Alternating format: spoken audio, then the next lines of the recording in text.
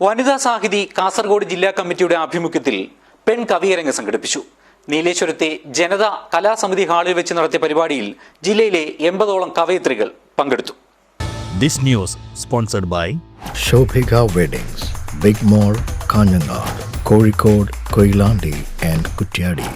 ജില്ലയിലെ പെണ്ണെഴുത്തുകാരെ സമൂഹത്തിന്റെ മുഖ്യധാരയിലേക്ക് എത്തിക്കുക എന്ന ലക്ഷ്യത്തോടെ രൂപീകരിച്ച് പ്രവർത്തിക്കുന്ന വനിതാ സാഹിതി ഇതിനോടകം തന്നെ നിരവധി എഴുത്തുകാരെ കണ്ടെത്തിക്കഴിഞ്ഞു. മാത്രമല്ല, ഇവരുടെ കഥകളും കവിതകളുമെല്ലാം വായനക്കാരിലേക്ക് എത്തിക്കുകയും ചെയ്തു. ഈയൊരു പ്രവർത്തനം കൂടുതൽ ക്രിയാത്മകവും കാര്യക്ഷമവുമാക്കുന്നതിന്റെ ഭാഗമായിട്ടാണ് ജില്ലയിലെ കവയിത്രികളെ പങ്കെടുപ്പിച്ചുകൊണ്ട് പെൺ കവിയരങ്ങം സംഘടിപ്പിച്ചത്.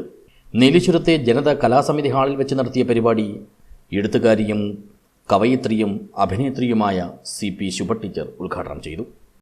സ്വന്തം വീട്ടിൽ നിന്നും സാഹിത്യ ലോകത്തു നിന്നും കലാ സാംസ്കാരിക ഘട്ടങ്ങളിലെല്ലാം തന്നെ ഓരോ സമയത്തും സ്ത്രീവിരുദ്ധതയും മാറ്റി നിർത്തലുകളും ലിംഗവിവേചനവും വളരെ ശക്തമായിട്ടുണ്ട് എന്നതിന് ഒരു സംശയവും ഇല്ല എന്ന് തെളിയിക്കുന്നതാണ് നമ്മുടെയൊക്കെ എഴുത്തുകൾ വിടിരിക്കുന്ന ആൾക്കാരൊക്കെ.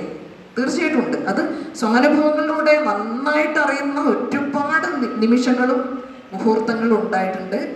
എല്ലാത്തിനും മറുപടിയായിട്ട് എഴുത്തും സാംസ്കാരിക ലോകവും അതുപോലെ തന്നെ കലയും ഒക്കെ സമ്പന്നമാക്കാൻ നമ്മൾ ധാരാളം അധികമാണ്.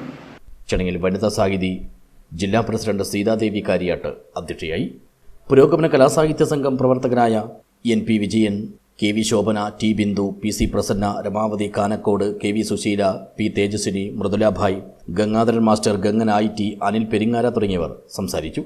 വനിതാ സാഹിതി ജില്ലാ സെക്രട്ടറി MP ശ്രീമണി സ്വാഗതവും വൈസ് പ്രസിഡന്റ് ബിന്ദു കല്ലത്ത് നന്ദിയും പറഞ്ഞു.